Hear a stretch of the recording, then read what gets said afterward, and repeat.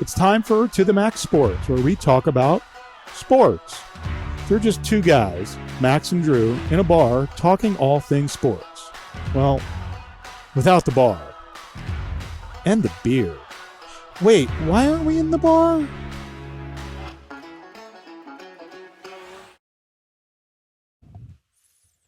Hello, and welcome to the Max Sports. Y'all know what time it is, To the Max Sports. Why aren't we in the bar? Oh, I guess it's too early. Yeah. So, guys, stick around to the end of the show. We have a lot to talk about. We're going to make it entertaining and fulfilling for you. But if you stick around, we're going to do sports trivia.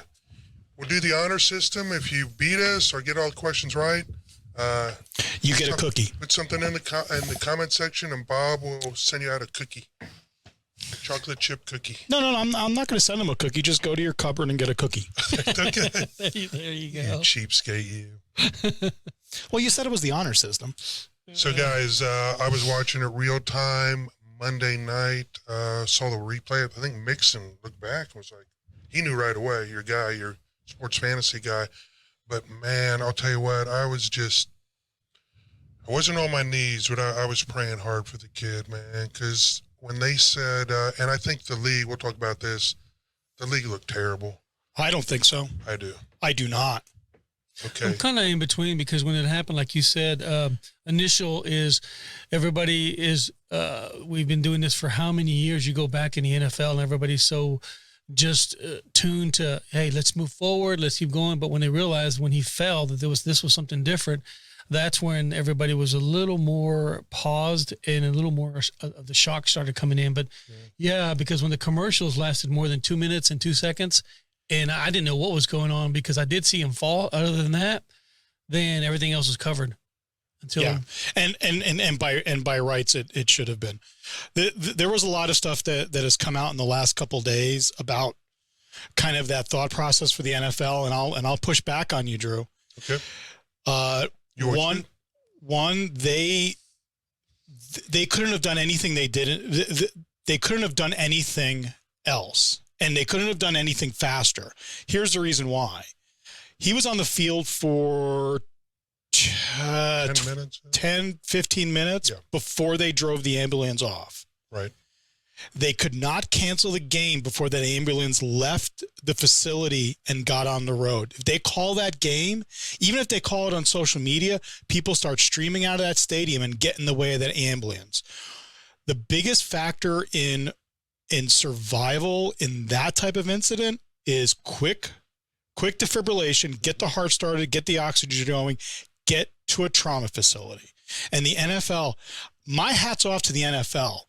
You want to talk about instant response? The medical staffing. Oh, I mean, they had medical professionals for every conceivable little specialty on there. They had an intubation specialist, a cardiac specialist, right there in an ambulance ready to go. No, I agree. But here's where I'll push back a little bit on you. One, a few things that went down may not be league related, but we'll talk about it. First of all, the minute the guy receives CPR, I think at that point, telling you guys got 5 minutes to warm up, when you saw the looks on their faces, when you're watching your teammate on the ground getting CPR, the game's over. No, it's over at that point, no matter what you do. To your point, it does make sense now that keep the fans in the stands, and they did. Even after they had called the game, they waited on the PA for like another 10 minutes. But another thing that bothered me, and they could have handled it right, was when they're talking to the coaches, usher them into a private room. You've got one of the league officials with a phone. It just made it look really confusing and bad, like the league's almost like a replay where everyone knows what the outcome's going to be, but the guy's under the hood for 20 minutes. You know, it's like he's out of bounds.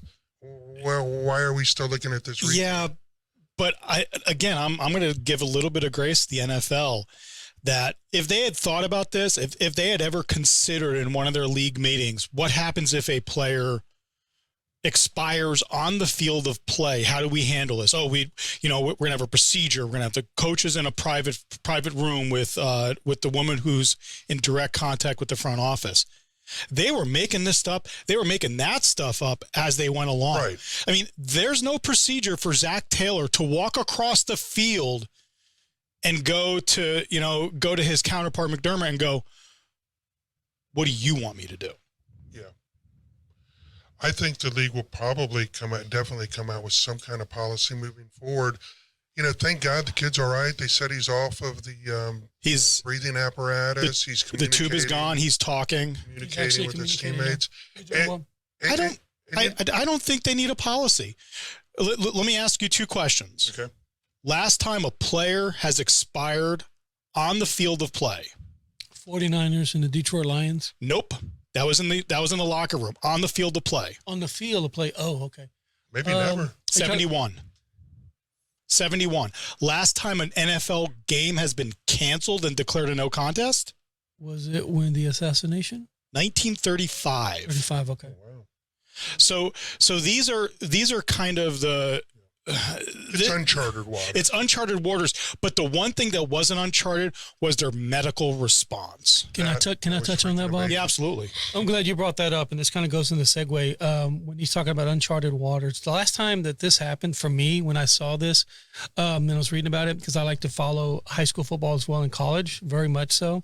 Do you guys remember Nader back in 2006 for Westlake, the lineman, who actually had the same thing on the field, and he had to be revived and started going into cardiac arrest on the field. Mm-hmm. They were playing College Station, and he's down in the field. This is happening, and one of the gentlemen gets up and he says, "You know what? Heart doctor, everybody kind of move out of the way. Let me do my job.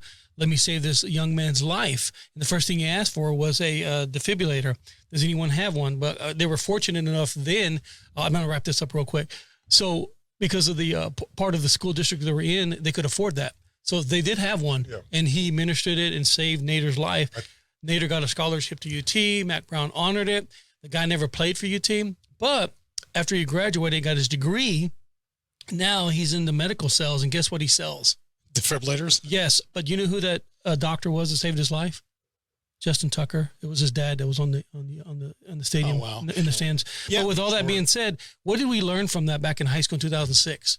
Now every single event, business organization. Thank you, Drew. Where you work has a everyone has one. A volleyball, soccer, any kind of event, like a show, or they have to have one because of that, and they learn from that. Yeah, and that's the evolving science around heart stuff. I mean, I remember when I got my advanced first aid and my CPR way back in the day, it was CPR, and some of the compressions and breaths were changing, but it was the idea that you can save somebody's life with CPR. And the reality is actually you can't. I mean, in certain circumstances you can, but it's not the CPR that saves the life. It's the defibrillator. It's what gets the heart back in rhythm. Yes. CPR, all you were doing is making sure oxygenated blood is going to the brain, and you have an open airway. That's what CPR does. Yeah. I wonder if this changes down into other sports. I mean, we're all speculating. We don't know what this is. Everyone's diagnosing this as commotio cordis, which is the sudden blunt force trauma to the chest at a specific point in the heart cycle. That's what I've heard.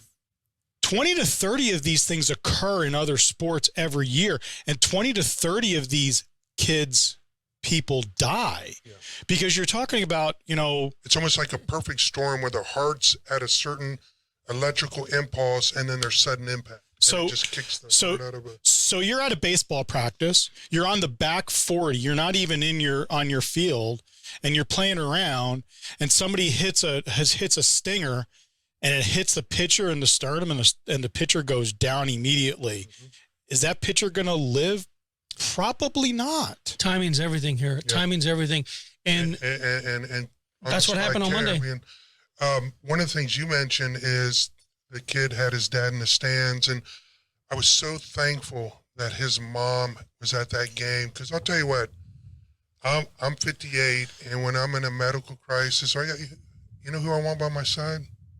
I want mommy, man, because I just think that was, thank God the mom was there and could be with her son in the ambulance, because can you imagine she'd been watching the game, 1,000 miles away in California somewhere, and then just to be there with her kid, I mean, that was just so uplifting to me. And I know it had to be uplifting to that young man, knowing that his mom's by his side, you know. Oh, absolutely. Absolutely. Event. Yeah, it changed a lot. A lot of people are viewing this as, you know, things happen for a reason, and there's a different perspective now. I mean, you can talk to anybody, and you're reading all this information, social media, all over ESPN, Fox, all these networks, and there's a different process now how we're handling sports. So, and hopefully it won't be a 9/11 moment where it's all forgotten in 20 years. But you know, you could see a lot of the humility. I don't know if you watch the show live. You know, Booger McFarland. Oh yeah, those guys were visibly upset, you know, and actually it was disturbing, man. And I was like, please, I want this kid to survive. Another good thing that's come out of this, he had started if you hear his story, he was an inner city kid. I think he's had relatives that have lost their lives to gun violence. So he grew up in a really rough environment, but he started a charity back in 2020. His goal was to raise $2,500, a kid's toy drive for Christmas. Mm-hmm. This was 3 years ago.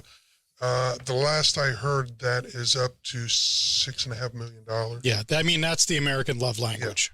Yeah. And, you know, a percentage of that, a lot of it was everybody was doing all these fantasy football leagues, and the majority of the leagues donated all their money towards it. Yeah, that's awesome. That's class. Yeah. Yeah, real classy. So, and, you know, and back to my actually applauding the NFL, which I typically don't do. They actually came out. There is a proposal on the boards right now that they're voting on today about how to handle the competitive inequities that this is going to cause. And Max didn't turn his phone off. Sorry, guys. So for those of people that attend church or houses of worship and the pastor or clergy tells you to turn your phone off, Max didn't. That's Jerry Jones letting him know real time whether Dak's going to start. That is Jerry Jones. He says he's only going to play Pollard for one series. He can get his 13 yards. Which and we'll get to that, but if they do that, they're idiots. So he can get paid. Sorry, Jerry. So they're doing something interesting. If the Ravens beat the Bengals this weekend, yes, the proposal is that they're going to do a coin flip to determine who's home team for the first wild card playoff. And depending on how the teams make it into the AFC Championship, the AFC Championship may be played at a neutral site. And this is great because that's been all the speculations. What do they do with this game? How do they reschedule this game? How do they play this game? How do they keep it fair for everybody? And this is like Solomon splitting the baby for me. This is awesome. Well, you know what they could do also, because I know you can't say if the game had gone into the third quarter, I might just said whoever's on top wins. But why don't they do something like who scored the most points against their division rivals this year has the advantage? I just hate the neutral site where a Cincinnati Bengals fan's got to go to Atlanta to watch the Bengals lose by 1 point. Well, here's the thing. You get that one? If any fan who's a little mad about having to travel to a neutral site, or any fan is mad that we lost the coin flip and we're not hosting the wild card, I'm basically going to say, fuck off. You get to go visit Damar Hamlin in hospital and see what this is really about. You got to realize, I'm from Ohio. We find a way to lose coin flips, 14-point leads, Super Bowls. Well, here for you and your Bengals fan. If you don't want to be at the mercy of a coin flip, beat the Ravens, because the Ravens aren't. I mean, Lamar Jackson's not playing. Yeah. So can you beat the Ravens with Huntley playing? We should be. But you never know, man. I'm a long-suffering. Yeah, I mean. But on the neutral side, have they mentioned what that site's going to be? And I'm going to make a joke here. Depending on when that is, maybe the Cowboys Stadium will be available. I would now that okay. Now I'm on board. I live in Texas. Have the neutral site in Houston or Dallas, or Houston, Houston, which is the only way that Texas hosts a conference championship. Behave, Bob. Where's your drum roll, Bob? Yeah, I know where it is. Where is it? And I'm doing the math. I'm doing the math in my head, and I'm thinking to myself, oh my God, we might have a playoff game here extended.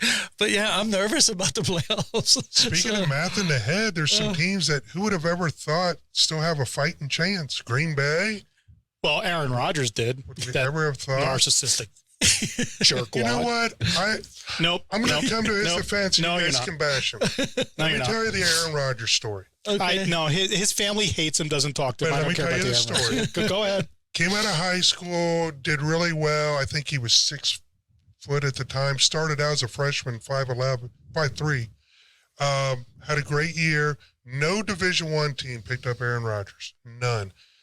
His coach got him a tryout with Illinois where they said he could be a walk-on. And he said, you know what? Forget that. I'm going to a community college. Went to a community college for 1 year, lit it up. A scout for Cal was in the fans to watch another kid, a tight end there, and saw Aaron Rodgers and like, we got to sign this kid. So he went to Cal, lit it up. You can't knock his football credentials. The guy has won Super Bowls, MVPs. He's having said that. No, I don't knock his football credentials at all. I knock the human. Yeah, that's what the tag is with him. It's his inability to be able to construct relationships that really are meaningful for other people with him. He's hard to get along with, and that's what he's been tagged with. And it's unfortunate, but I mean, just like in the NFL, that's why he dropped so far in the draft. But again, are we paying these players to be, altar boys, best men at weddings? Are we paying them to be angels and saints, or are we paying them to throw touchdowns? Yeah, well, you know who got picked ahead of him? I think you would love him. He grew up a monster 49ers fan. The 49ers had the first round draft pick that year, had a chance to get Rodgers and took Al Smith. So. No, I've loved Rodgers for the majority of his career until he started going crazy in the head. Would you have been happy if Rodgers was your quarterback for the last 13 Oh yeah, years? he would. Yeah. Because they would have at least 2 more Super Bowls. I mean, I'll stomach the crazy. I mean, there are several quarterbacks that I wouldn't want on my team no matter how good they are. Aaron Rodgers is not on that list. Brady? I'm coming around to the GOAT. Brady playing for the 49ers next year is the only logical destination for Tom Brady. Yeah, I'd still say Miami or Tampa Bay. Tampa, I think he's neither of those teams is a Super Bowl contender. Even adding Tom Brady to it, the Raiders, no, Raiders Miami are. Is Nope. Okay. Nope. Wow, you Nope. heard it. You heard it here. Comment sections. Nope. We got it. So Still listening. So a little bit closer to home. So are you sitting Pollard, Elliott, Prescott, CD, Ty? No, because you only have 48 guys you can play, and without kind of screwing up the other players, because if you put one guy in that's a second or third string and this guy is starting on the other opposite side, you don't want to strain that. But what you want to do is follow the game, and if they get ahead, I don't know, 17-3 going into the third quarter, yeah, you got to control when they're in trouble. I know, but that's when you would do it. Other than that, man, you got to be careful because they don't have a bye week unless some miracle happens in Philly, and they lose. And if they do get a bye week, then determine it that way and say, you know what? Now that we have a bye, let's kind of control this a little bit, rest these guys. I don't know if it has to be a miracle in Philadelphia. I mean, Jalen Hurts it's not a slam dunk that he's playing. And if I'm the Eagles, I actually don't play him. If I am the Eagles, I sit Jalen Hurts down. Did you guys watch the last game of the Eagles on their defense? I mean, they are a solid defense, but there's a little there that I think you can run on him a little bit more than people think. Yeah. The problem is actually that game means more to the Eagles than it does to the Giants. It means absolutely nothing to the Giants. Because the Giants have already their seat is locked in. Their playoff berth is locked in. They don't do anything. Whether they win or lose, it doesn't matter. Did they have a winning season, or did they finish 500? 9-6-1. So they'll be 9-7-1 if they lose. Do you like pizza? Your point. We can do two things. Oh, it's just pizza. We can do two things. I can get you a slice of pizza, or I can wear a New York Giants hat all podcast. That's okay. I like my pizza. That was easy for Bob. Okay. Trying to get out my pizza. So and then I'm kind of hoping Hurts sits. The Eagles don't come out with anything emotionally, and this game gets away from them, and the Giants, for some stupid reason, win this game, even though I don't think they shouldn't play anybody. And My 49ers beat the Cardinals, and we get the number 1 seed. Well, we can all agree the jigsaw puzzle starts fitting together here this weekend. Yeah. Speaking of which, you want to do our Saturday? Yeah. We're going to bet the Saturday games and the Monday game. The Saturday and the Sunday night game. And then that closes out the regular season. Mm-hmm. Yeah, that's and it. then we can do a restart for the playoffs. Give you guys a chance to win. Give us a chance. Do we really want to do the Saturday games? Because neither of these games matter. Okay, then no. So on Saturday, yeah, because the sake of Titans. time, Well, let's- if the okay, yeah, let's just move forward. Let's just go to Sunday. So Sunday, it's the Lions in Green Bay, with Green Bay giving up 4.5. Where are they playing at? They're playing in Lambeau. Lambeau. I mean, they if they win this, they're in, right? Both of Okay. them. It's winning in, losing out. Green Bay covers. Yeah, I have Green Bay. Nope, I'm taking the Lions. Good job, Al. I'm taking the Lions. Even though everything says don't take them, the Lions are not good away from Ford Field. They're not good outside. I'm still taking the Lions. That's a scary team. Nobody thought they would be this far, and they have some draft picks this year. That's a good team. My favorite coach, one of my favorite coaches He's is Dan good. Campbell. I love Dan him. Campbell's He said he's good. a great players coach. Okay, So how about the let's see. How about the Ravens Bengals game? Because this game means a little something. It's going to be Bengals favored by 10. When's that game? Sunday at 12 Where's it at? in Cincinnati. The thing that kind of rattles me is I just don't know if the players are mentally. I guess when you get on the field, all that's out the window. But it still has to be in the back of their mind, the kind of little shell shocked. I think they win. I don't know if they cover. And I'm going to say Bengals win, but don't cover. Yeah, and that's kind of one of the things about this incident, this injury, this horrific situation. This wasn't an injury of a normal variety. This wasn't you blow out an ACL. Yeah. It wasn't even a Joe Theismann, you just broke his leg. This was somebody almost dying in a freak accident. This was a tackle that we see dozens of times in a game. And I actually said this to one of my other friends. I actually have other friends that I'm surprised this has never happened before. Yeah.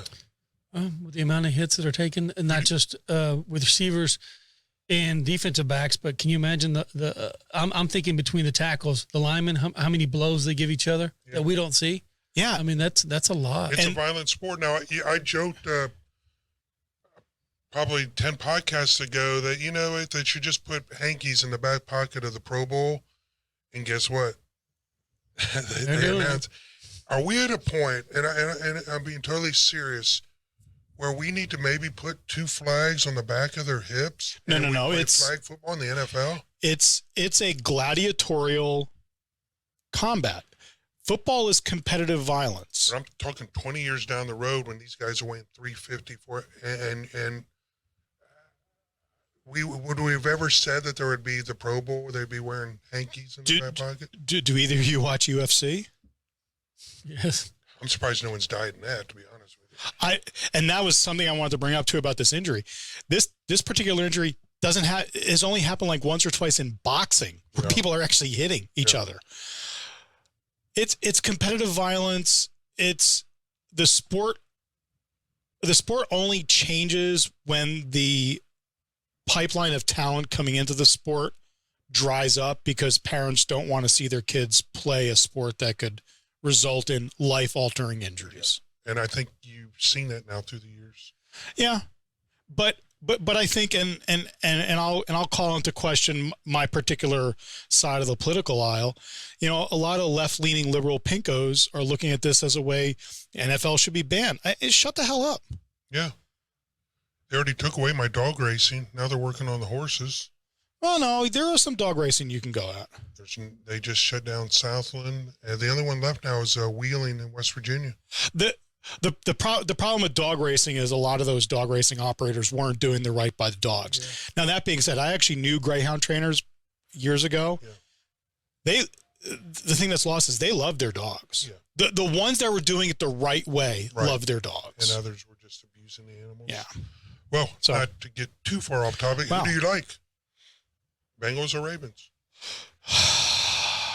That didn't sound like an answer. That sounded like a big sigh. Cincinnati's favored by 10. Ravens aren't going to play Lamar Jackson. I don't know what Lamar Jackson is doing. Huntley can get hot. He's not that bad. That's what you want as a Ravens fan. Our quarterback is not that bad. He's kind of like a Heineke for the Commanders. You just don't know who's going to show up.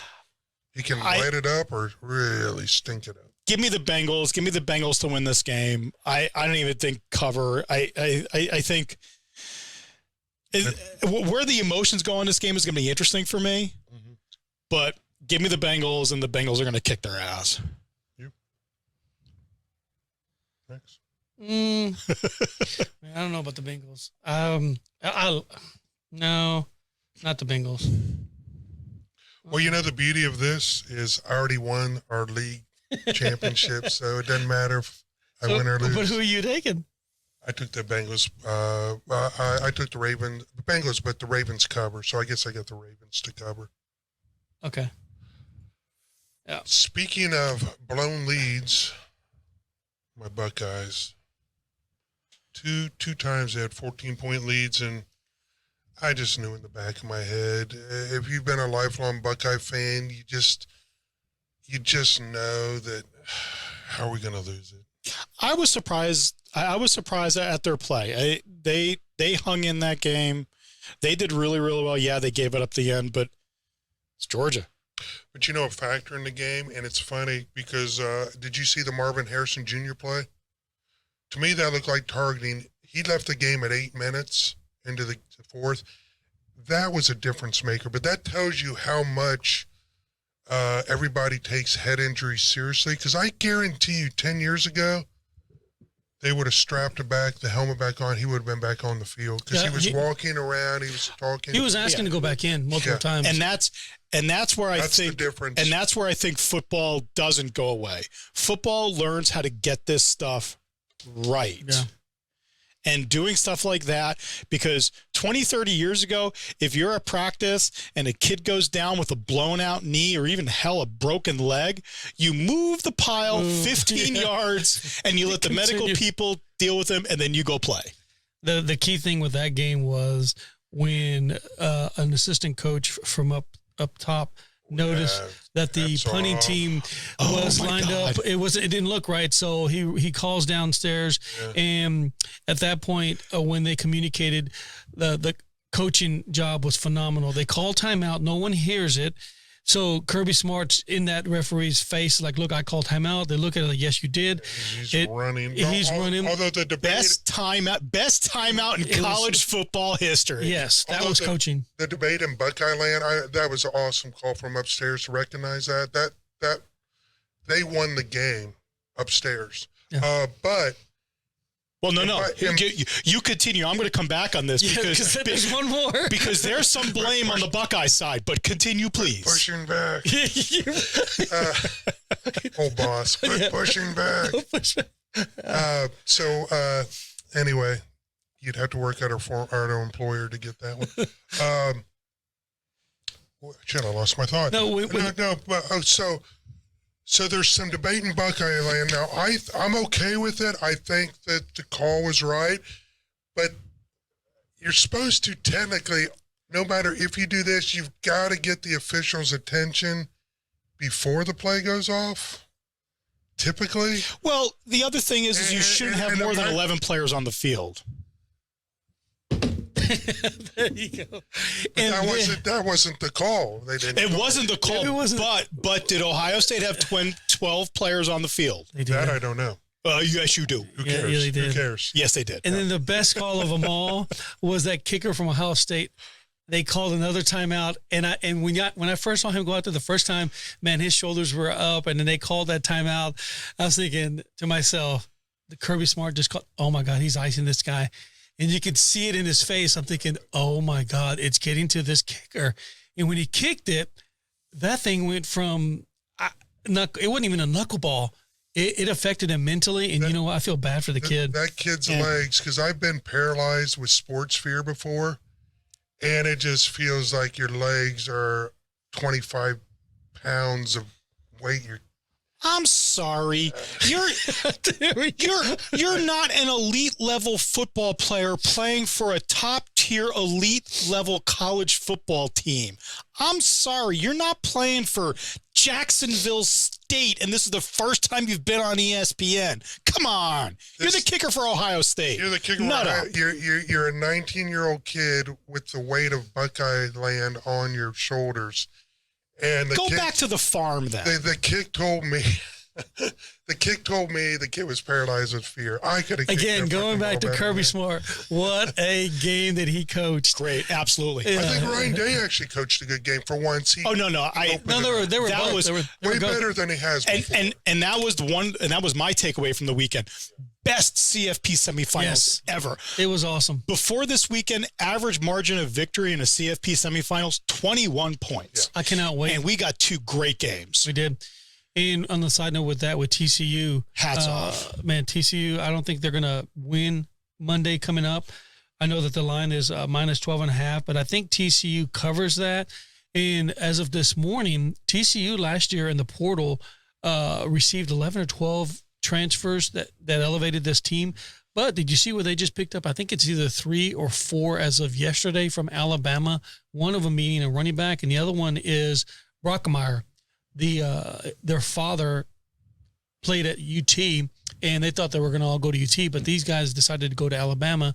Now Brockemeyer is transferring to TCU. TCU's got Sonny Dykes he's got them rolling. So TCU's somebody to be reckoned with. My hat's off to TCU. I am a Harbaugh fan, and I think Harbaugh might be leaving Dodge because there's some violations. Breaking news, they're under investigation. Oh, yeah. So he may do a Pete Carroll. That's exactly who I'm thinking Bob, you just mark it there because Bob, yesterday when I was reading that, they were giving everybody, oh, no, he's not going anywhere. He was just – but now with that news, they are under investigation. It was during the period of COVID, and the top name is Jim Harbaugh. So he might be going to Carolina. Yeah. And they say Denver. Denver threw up back. Denver, Carolina, either one of them. Said they backed up the Brinks truck in Denver. I don't think anything gets. Well, talking about backed up, I am sorry. Yes, I am a Harbaugh fan. That was a touchdown.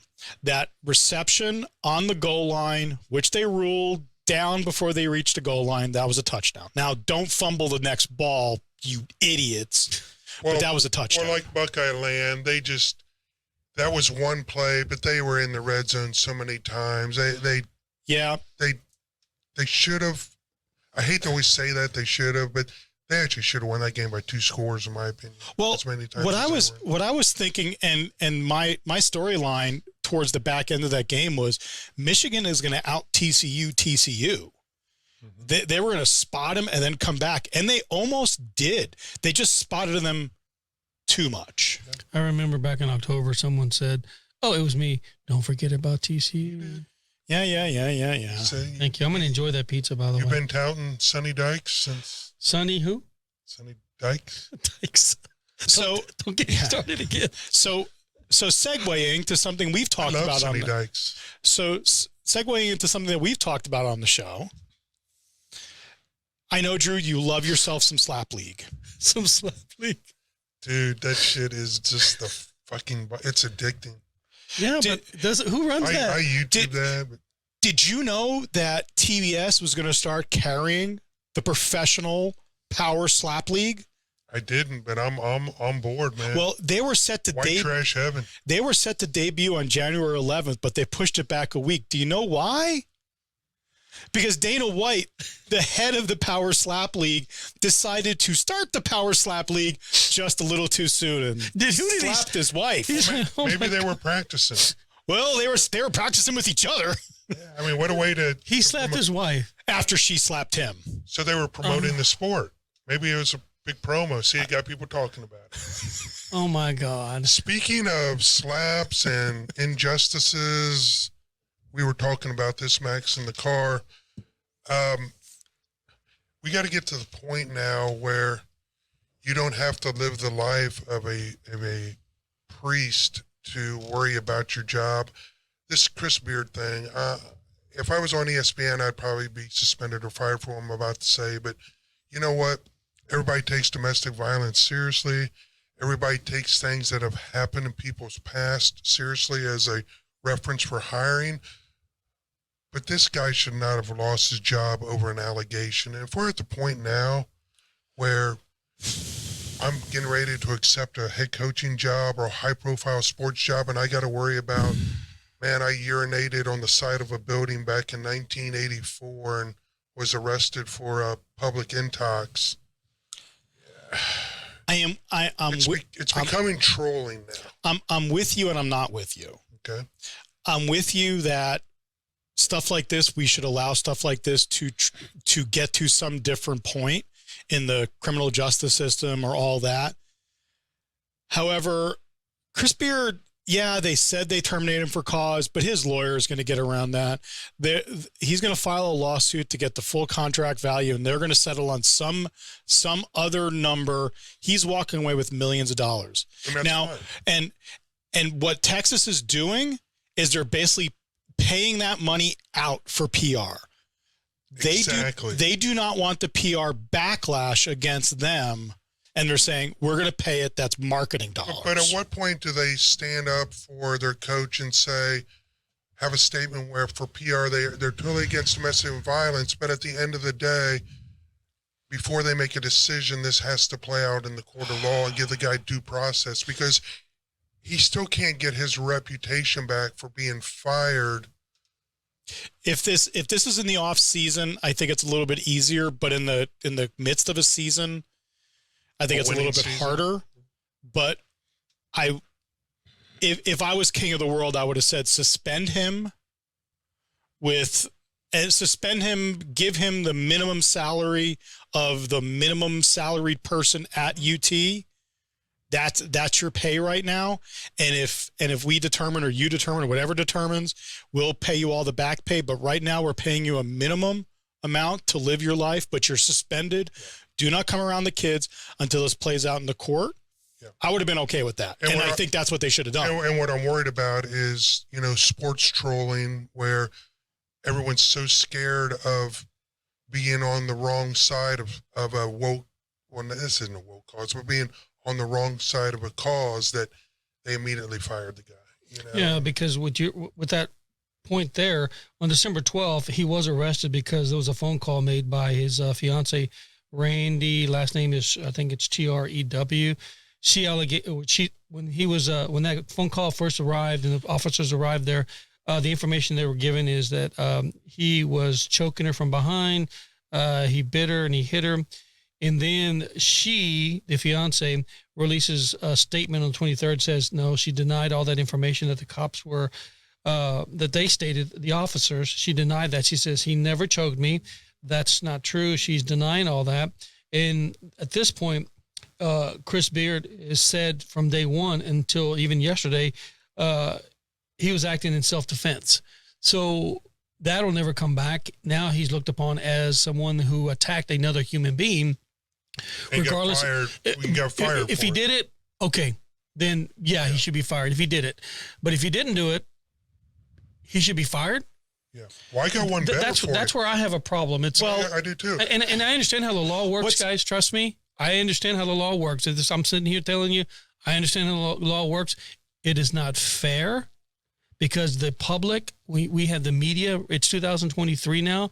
With the media, the way it plays out there first before anything else. It's not fair, yeah. And then you got the sports trolls. I mean, it's a little bit of trolling, but there is part of it, too, for me, that if you're making millions of dollars, your code of conduct, how you present yourself and how you act in this world is different than the guy that's making minimum wage down on the dock. Okay, so because if the guy making minimum wage down on the dock is arrested for this, given the same fact circumstances, he's gone and we're not talking about it. Okay, so let me push back a little bit. You're the down on the dock guy. It's 30 years ago. You've been married for 20 years, have 4 kids, but you were in a bar with your girlfriend at the time. You kick her in the shins, and now you're being investigated. You're the U.S. soccer coach. That was over 20 years ago? 25 years ago, 18 years old, kicking the person who became his wife. So how do you feel about that? That's what I'm talking about. If you want to dig into people's past or present, and just find the most minutiae. You're going to find it on everybody. Well, and it's getting to the point where that's where it's a disturbing trend. It is a little bit of a disturbing trend. I'll bring one example out after I finish this thought on Berhalter. Berhalter was at the end of his contract, so now this is going to be a situation. He's not going to be fired. I don't think he'll be coming back. But if you're Reyna, whose mom or his dad's wife, I forget exactly their familial relationship there, is the one that threatened to put this out and then put it out. If you're Reyna, yeah. Are you ever able to walk into a locker room and not have this stink over you? Nope. No. I mean, that should have been talked about. Why let that come out? I mean, why now? Because the intentions were because you didn't let my son play. He has a bad attitude. He didn't want to play. Come on, dude, suck it up. That's fine if you're playing middle school soccer. I understand. This is the U.S. men's national team. Dude, wear your pants the way you're supposed to. You have a pair, all right? Act like you have that pair, and don't let another person, in this case his mom, go out there and do this. It's like, what do they gain from this? What changes? Now he's viewed as, when he walks into that locker room, does he have my back? You know what? I really don't want to play with you. You're not the type of person I want to play with. Because of your mom. Come on, dude. Though, kind of where does this end? And I don't know if it does end. Just recently, actors who were in Romeo and Juliet, who are now in their 70s, who were in Romeo and Juliet, acted in Romeo and Juliet when they were teens. So this is 40, 50 odd years ago, are now suing the studio for child sexual abuse. See, the shit's getting really Orwellian, man. I don't know. No, I mean, at some point you have to say, it's been 10 years. And quite frankly, I'd imagine there probably was a lot of abuse back then, but at some point we've got to start addressing stuff real time, or just say at this point it's past the statutes of limitations and we can't really verify the authenticity of it, Yeah, and to bow tie this all around, whether it's man on woman, woman on man, man on man, woman on woman, domestic violence, beating up on somebody is not good. Absolutely. Not tolerated. Absolutely. Well, what we do tolerate, if you stuck around, is sports trivia. And I've got a pair. Do you really? Okay. Guys, if you've never played along, do so. We ask each other questions. It's single elimination. And it's not a team participation sport. There's only one winner. And we have had some comments that our questions and answers may be out of date a little bit, so we are efforting now to get more up-to-date rule cards. So if our rulings are wrong, we're sorry. Yep. So I forgot my glasses. I can barely read. Go ahead, Max. Why don't you start us off? Okay. Let's see here. Is this going to Bob? Yeah, we'll go. We'll go this way and then this way. Okay. All right, Bob. We're going to go baseball. No, we're going to go college basketball. The ball is kicked out of bounds by the defensive player. Should the shot clock be reset? No. It is yes. Really? Okay. Well, okay, Drew. All right, Bob, you want to ask me a question since you're toasty? Sure, golf. All right. John is about to hit his shot from the bunker when a pine cone falls from a tree and lands directly behind the ball. May he remove the pine cone? Could you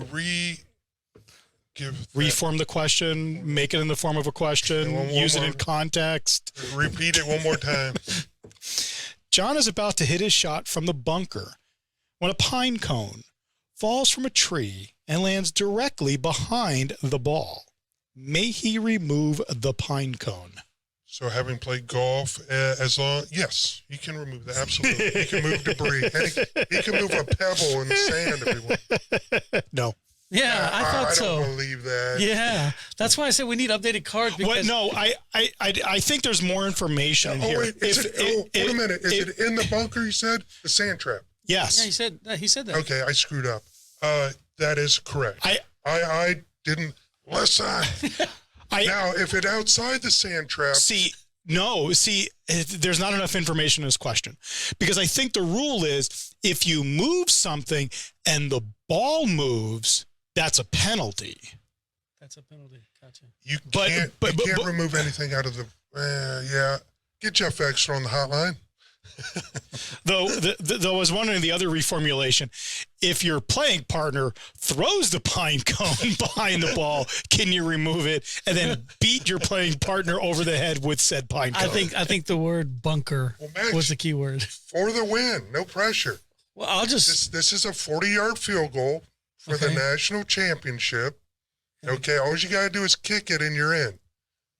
All you got to do is get this question right. Don't call a timeout. And don't get those heavy feet, all right? Don't leave your jerseys in the hotel room. Oh yeah, A&M. You want to call a timeout in the middle of the question? I can barely see because you know what? I can't see. You want to ask a question? Sure. I forgot my freaking glasses. So we are calling a timeout. Oh, Ice Max. Baseball. Okay, catcher's throw strikes the hitter's bat as he attempts to throw out a base stealer. Is the ball dead? Yes. No. Well, God, we all suck. Wait a minute. So the catcher has the ball and he throws it and hits the batter. Hits the bat. Oh, the bat. Well, man, you guys don't listen. We don't listen. I've been told that before.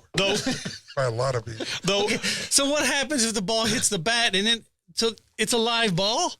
It's a live ball. Oh, okay. So, but let me ask you guys this question. You're warming up for your basketball game, and you realize your game jerseys are still in the hotel room. Do you, A, play in your practice jerseys, and one, is it allowed? Or B, go back to the hotel room, get the game jerseys, appear at the game 15 minutes late, get a delay of game, and get teed up for a administrative technical foul. You know what? There's so many Aggie jokes. There has to be a joke punchline on that one. Well, the one punchline, I don't recall the Aggies coach's name, Williams, I think, something like that. Man, that guy, and going back to Hamlin, the folks that we have running programs generally, these are great men and women, great leaders. What did that coach for A&M do? Because it wasn't his fault. It was some student manager who's now the butt of all the jokes at A&M. It was his fault. The coach said, my fault. That's class. Jerseys were in my room. Good for him. My fault. Class. That's good. called taking ownership. Yep. So hats off to them, even though, what do you call somebody with an IQ of 120 in College Station? Visitor. Oh, my God. We're going to wrap it up with College Station. And, Jimbo Fisher's got an offensive coordinator now. He better win next year or he's gone. Yeah. Okay, we better wrap up before I have a tasteless Aggie joke. Guys, we had a lot of fun. Hope you participated in our questions. We didn't get them right. Hopefully you did. But until next week, OH. Well, except you have to wait till next year for that. Let's go. Horned Frogs. Bye. Let's go.